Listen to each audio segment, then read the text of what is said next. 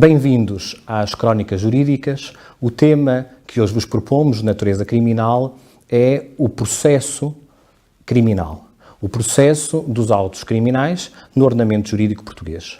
O processo criminal inicia-se com uma fase de inquérito, poderá ter seguidamente uma fase facultativa, que é a fase de instrução, terá posteriormente um ato contestatório por banda do arguido e a fase de audiência, discussão e julgamento e, posteriormente, uma eventual fase de recurso. Na fase de inquérito, o digníssimo Ministério Público vai carregar para os autos os indícios que encontrou e que reputa por suficientes da prática de um determinado crime. Podem ser levadas a cabo de várias diligências, serem inquiridas várias testemunhas, serem realizadas determinadas diligências e juntos determinados documentos para que o Ministério Público chegue à conclusão que existe ou à conclusão que não existe a prática de um determinado crime.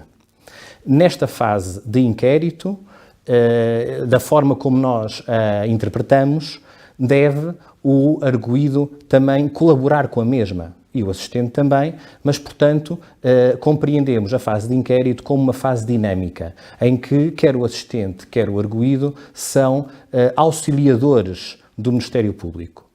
Fim desta fase de inquérito, o Ministério Público encontra-se então em condições de deduzir acusação ou de preferir despacho de arquivamento.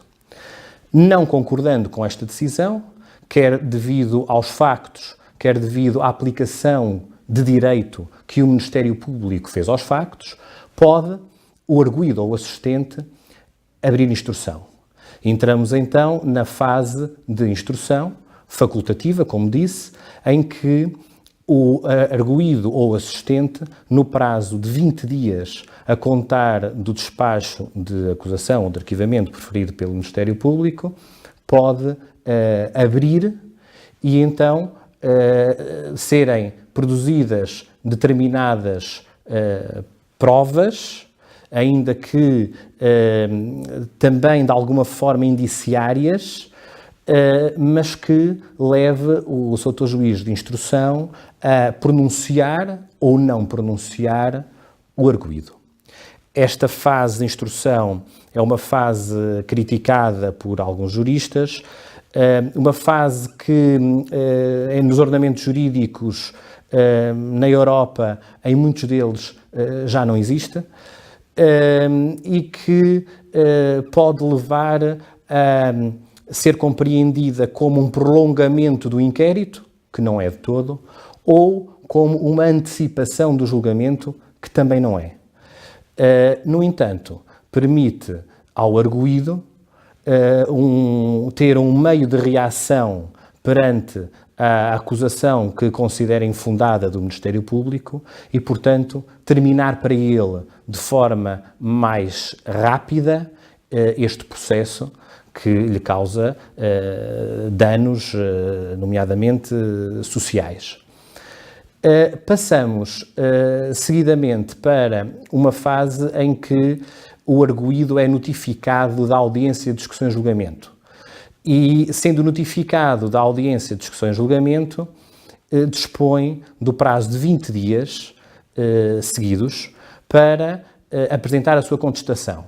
Este ato é o ato processual pelo qual o arguido pode dar a sua versão sobre os autos, dar o merecimento dos autos ou revelar a sua posição perante aquilo que está a ser acusado e também oferecer as provas que tiver por conveniente, nomeadamente testemunhais, a este momento adequado, e requerer outras diligências, nomeadamente exame ao local, determinadas perícias, a este momento adequado.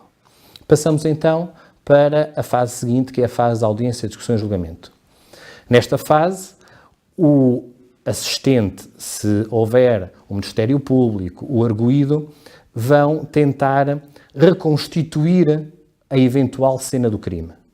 E, ao reconstituir estes factos, num determinado tempo e lugar, com estas duas coordenadas, pretendem tentar demonstrar ou provar se houve ou não a prática de um crime. Terminando a audiência de discussão e julgamento, o tribunal, composto por um só juiz ou por 3 juízes, um tribunal singular ou um tribunal coletivo, irá proferir sentença no âmbito do tribunal singular, acórdão no âmbito do tribunal coletivo de condenação ou absolvição. Passamos então para a fase seguinte, é a fase de recurso. No prazo de 30 dias, pode o arguido, pode o assistente, naturalmente também o Ministério Público, por não concordar com a sentença ou com o acórdão, recorrer para o Tribunal Superior.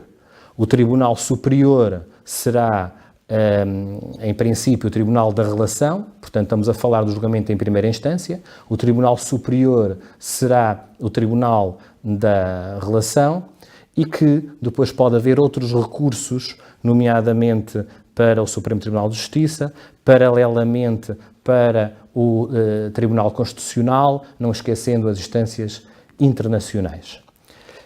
É, assim, de uma forma resumida, mas que espero esclarecedora, que dispõe o nosso processo penal em Portugal. Muito obrigado.